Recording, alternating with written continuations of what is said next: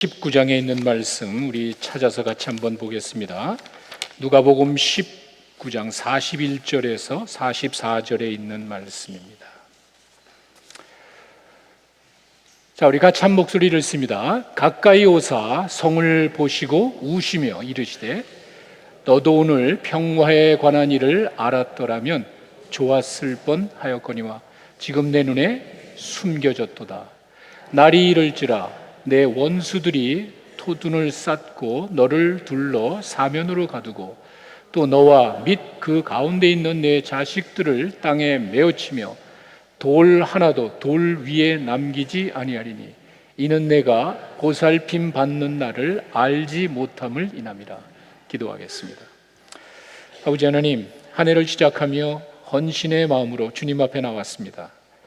주님 앞에 저희들의 부족한 있는 모습 그대로 바치고 이제 주님께서 저들의 생애를 통해 이루실 놀라운 일들을 꿈꾸며 한 해를 시작합니다. 무엇보다도 주님의 심정을 가지고 나아갈 때 주님과 동행하는 복된 한 해가 되게 하여 주시옵소서. 말씀 하나님 앞에 있습니다. 말씀으로 육신이 되셨습니다. 이제 우리 가운데 임하셔서 말씀을 통해 주님의 뜻을 깨닫고 기뻐하는 귀한 시간 되게 하여 주시옵소서. 예수님의 이름으로 기도했습니다. 아멘. 2017년 한 해를 시작하면서 저희 교회 새로운 표를 잡아봤습니다. 주님 마음 내게 주소서. 사실 몇 번에 걸쳐서 바뀌었습니다. 마지막으로 제가 산에 가서 기도하다가 이런저런 생각하는 가운데 올해 한 해는 주님의 마음을 좀 가슴에 품고 살자. 그랬을 때 주님이 우리와 함께 하시며 동행하시는 그런 삶이 되지 않을까. 사실 제가 떠나기 전에 연말에 우리 교육자들에게 다른 표현을 줬습니다. 근데 이 말을 좀 표현을 좀 바꾸기 위해서 이게 내년도 우리 교회 표인데 조금 좀 다듬어 보자. 그렇게 하고 제가 갔는데 기도하는 가운데 그래도 중요한 것이 주님의 심정이 아닐까. 우리의 믿음의 대상입니다. 그 주님을 제대로 깨닫고 주님의 그 마음을 이해하는 것, 누군가 내 마음을 헤아려 줄 때 기뻐하듯이 하나님께서 우리가 하나님의 마음을 이해하고 또 따를 때 기뻐하시지 않을까. 근데 이 말씀의 배경은요, 에스겔의 예언 가운데 나옵니다. 에스겔이 이스라엘 백성들이 바벨론으로 포로 잡혀갈 그때에 예언한 내용입니다. 여러분, 하나님의 백성들입니다. 이들이 잘못해가지고 좀 심판을 받고 남의 나라로 끌려가는 그와 같은 상황입니다. 그러나 하나님께서는 그들을 포기하신 것이 아니죠. 비록 이들이 잘못해서 벌을 받지만 하나님은 그들을 회복시켜 주실 거라고 약속을 하십니다. 비록 지금 어려운 가운데 있을지 모르지만 하나님의 백성을 포기하지 아니하고 내가 너희들을 다시 불러줄 거야. 그냥 되는 게 아닙니다. 여러분, 우리가 예수 믿고 구원받고 하나님의 자녀가 되었지만 우리들의 마음속에 아직도 세상적인 것으로 가득하기 때문에 우리가 해야 될 것이 있습니다. 하나님이 우리에게 주시는 그 축복을 기대하기 전에 우리들이 먼저 해야 될 것이 있습니다. 그 말입니다. 에스겔 36장 26절에 가시면은요, 새 영과 새 마음을 통해서 새롭게 우리가 회복될 것을 이렇게 이야기합니다. 보십시오. 새 영을 너희 속에 두고 새 마음을 너희에게 주는데 너희 육신에서 굳은 마음을 제거해야 돼. 우리 가운데 그런 마음이 있습니다. 완악한 마음이 있습니다. 고집스러운 게 있습니다. 이런 것들을 완전히 제하고 부드러운 마음을 줄 것이다라고 이렇게 해야 우리가 새로워지는 거예요. 우리 안에 이런 하나님의 영으로 새롭게 된다는 그런 말입니다. 비록 범죄한 백성들이지만 이들을 향한 하나님의 뜻이 있습니다. 아무리 잘못하고 실수했지만 그 자녀를 포기하는 부모는 없습니다. 그 잘못한 그 자녀를 향한 부모의 계획은 있을 거예요. 네가 이렇게 좀 해주면 좋겠다. 네가 비록 지금은 실수하고 잘못했지만 앞으로는 좀 이렇게 살면 좋을 것 같아. 그런 부모들의 바람이 있을 겁니다. 여러분들 사실 제가 이걸 다 찾지는 않지만 여러분 집에 가시면은요, 성경 에스겔 요 다음 장 37장에 가시면은요, 유명한 말씀 있죠. 여러분 잘 아시는 말씀입니다. 에스겔을 데리고 마른 뼈다구들이 있는 데로 갑니다. 마른 뼈다구들입니다. 흉측한 모습입니다. 그런 뼈만 남아있는 그곳으로 에스겔을 데리고 가서 에스겔아, 이게 살겠니? 여러분 한번 상상을 해보세요. 지금 공동묘지도 아니고 그 안에 막 파헤쳐가지고 뼈다구들만 해골만 앙상한 그것을 바라보면서 하나님이 이야기할, 이게 살겠니? 여러분들의 모습이에요. 하나님의 영이 임하지 않은, 하나님을 알지 못하는, 적어도 영적인 눈으로 봤을 때 아무 소망이 없는 그런 모습이에요. 에스겔이 이거 어떻게 삽니까? 그랬을 때 하나님께서 하나님의 영으로 그들에게 임하였을 때 이 뼈들이 연결되고 뼈들의 힘이 가더니 군대가 되어버렸어요. 그것을 하나님께서 보여주시는데 거기에 가장 중요한 것은 뼈 같은 인간에게, 앙상한 비참한 초라한 인간에게 하나님의 영이 임했을 때 그렇게 달라지는 거예요. 우리들의 이런 굳은 마음은, 완악한 마음은 여러분이 노력해서 되는 게 아니에요. 우리 기독교가 다른 종교와 다른 것이 바로 그겁니다. 대부분의 대부분의 동양 종교는, 기독교를 제외한 모든 종교, 특별히 동양 종교는 자력 종교예요. 내가 노력하면 되는 거예요. 돌을 닦으면 되는 거예요. 적어도 그런 마음이 있습니다. 우린 그게 아니에요. 우리의 도움이 외부에서 오는 것이지, 내가 노력해서 되는 게 한도가, 그거 가지고 하나님 기준에 도달하는 게 아니에요. 우리 이렇게 외부에서 도움이 옵니다. 하나님의 영이 내 가운데 임하였을 때 마른 뼈 같은 여러분과 나도 강한 군대가 될 줄로 믿습니다. 그렇게 바꿔주신다는 거예요. 그런 약속을 에스겔에게 했습니다. 그런데 여기 나오는 새 영, 새 마음이라는 그 단어를 가만히 살펴보니까 생각의 깊은 자리, 그런 뜻이 있습니다. 이게 뭐냐면은 우리들의 생각과 행동을 좌우하는 근원이 되는 그것을 말합니다. 겉으로 옷만 이렇게 입힌 것이 아니라 정말 우리들에게, 이제 쉬운 말로 하면은 동기부여라고 그러죠. 여러분들이 행동하고 생각하는 동기부여가 되는 게 반드시 있습니다. 이 모티베이션에 의해서 우리가 말을 하고 행동을 하는 거예요. 그거예요. 하나님께서는 그 생각의 깊은 자리에 있는 그것을 바꿔주시겠다. 근데 어떻게 하냐면 하나님의 영으로. 사람이 하는 게 아니에요. 내가 의롭다고 되는 게 아니에요. 왜 그런지 아세요? 사람의 마음이 생각보다 많이 부패되어 있습니다. 정말 잘못됐어요.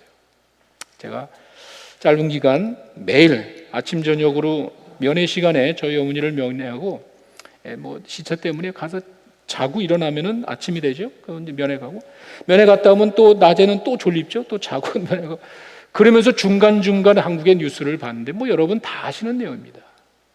야, 그게 인간이에요. 뻔한 거짓말을 해요. 뻔한 거짓말을. 말도 안 되는 이야기를 해요. 그게 인간이에요. 왜 그런지 아세요? 예레미야 17장 9절에 만물보다 거짓되고 부패한 것이 인간의 마음인데, 더 놀라운 건요, 누가 하냐는 말이에요. 그렇게 잘못된 것을 누가 하냐는 말이에요. 그걸 모른다는 거예요. 우리들이 그렇게 부패하고 완악하고 잘못되고 어리석지만 모른다는 거예요. 거짓말하죠. 뻔한 건데, 드러날 건데, 이게 잘못됐다는 사실을 알면서도 그걸 묘면하기 위해서 그 앞에는 장벽이 가라막히고 그 앞에는 그냥 뻔한 그런 인데도 그렇게 달려가는 거예요. 그게 우리 인간이에요. 사실 우리가 죄를 지을 때 이게 죄 지으면 잘못된 거를 몰라서 짓나요? 이게 내가 하면은 잘못될 거라는 사실을 모르기 때문에 죄를 짓습니까? 아니죠. 다 압니다. 내가 이런 말을 하고 내가 이런 행동을 하면 잘못됐다는 것을 알면서도 우리는 그걸 하는 거예요.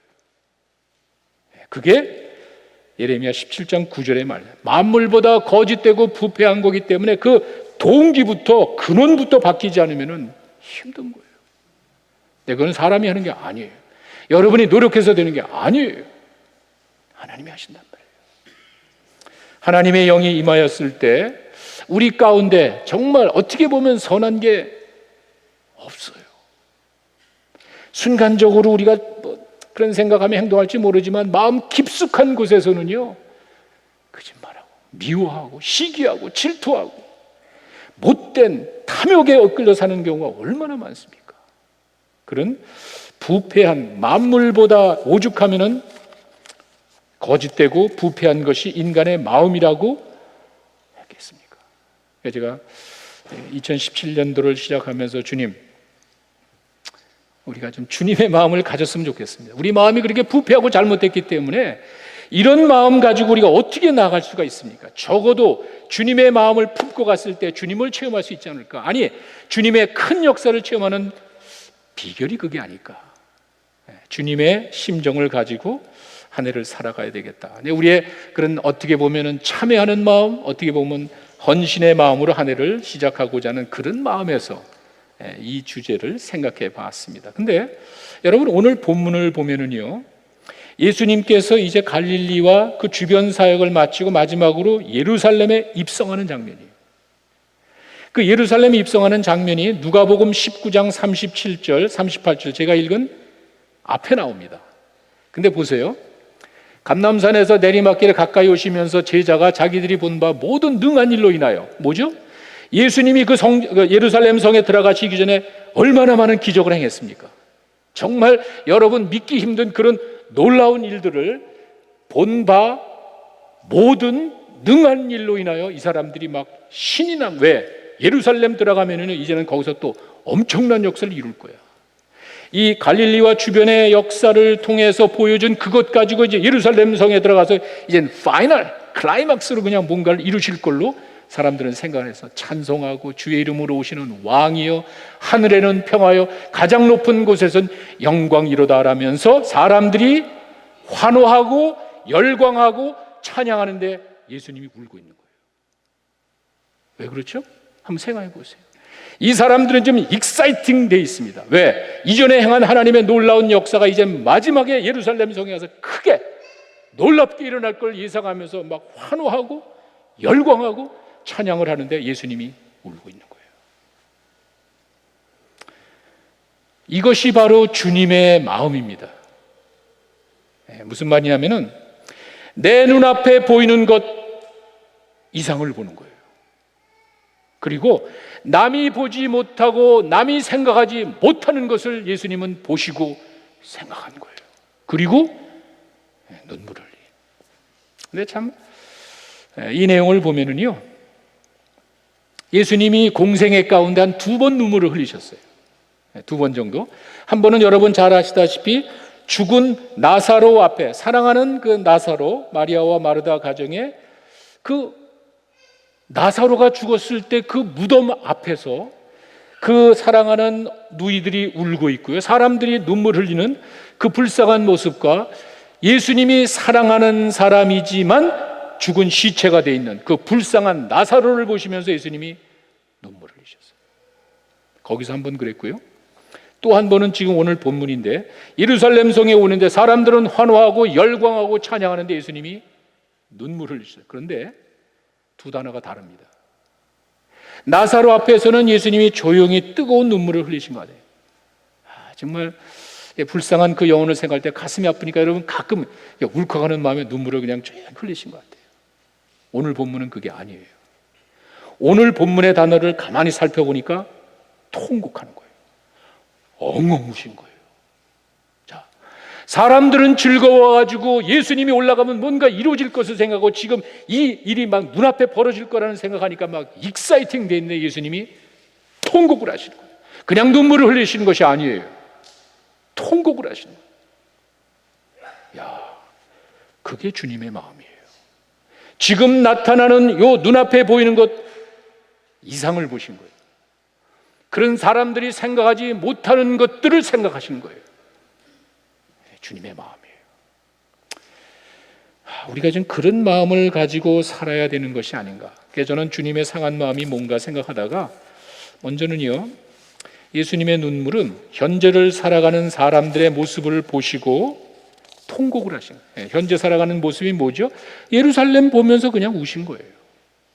근데 이거는요, 그 다음에 45절 이하에 내려가면은 예수님이 성전을 정화하시는 장면이 나옵니다. 예수님이 멀리서 성을 바라보면서 그 성전 안에서 이루어지는 그 사람들의 모습을 보신 거예요. 현재 성전에서 장사해가지고 이득을 보면서 만족해하는 그 사람들을 보면서 통곡을 하신 거예요. 여러분 아시다시피 하나님의 성전이라 그러고 기도하는 집인데 거룩해야 될 그 기도의 장소가 강도의 소굴이 됐습니다. 지금도 그렇죠. 지금도 거룩해야 될 하나님의 말씀이 선포되어지고 하나님의 뜻이 이루어져야 되는 이 기도의 집이 개인 이익 집단이 돼버렸잖아요. 그 모습을 바라보더니 예수님께서 그냥 막 통곡을 하시는 거예요. 엉엉 울면서 통곡을 하는 거예요. 그냥 뜨거운 눈물을 흘리신 게 아닙니다. 저는요 이 내용을 볼 때마다 저 개인적인 체험에도 있고 여러분도 그러면 가끔 느낍니다. 여러분들의 사랑하는 자녀가 있죠. 이놈이 말을 안 들어요. 자기는 만족하고 자기 고집대로 살아가는지 모르지만 우리 자녀가 잘못돼 나갔을 때 아무리 이야기를 해도 듣지 않습니다. 애들은 내 마음대로 되는 게 아니에요. 이놈이 그렇게 살면 안 되는데 자기 고집대로 빗나간 방황하면서 헛된 인생을 살고 있단 말이에요.